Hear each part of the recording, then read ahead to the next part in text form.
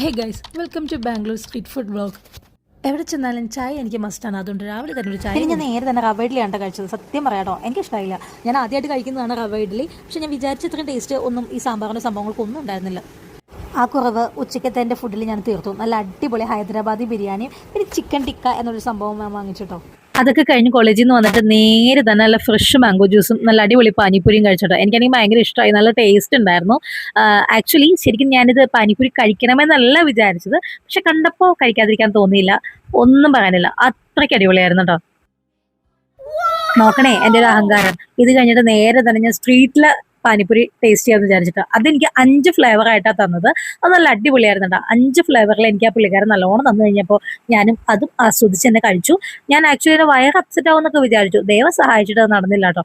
കഴിച്ചിട്ട് തീരണില്ലല്ലോ എന്നാണ് ഞാൻ വിചാരിച്ചത്.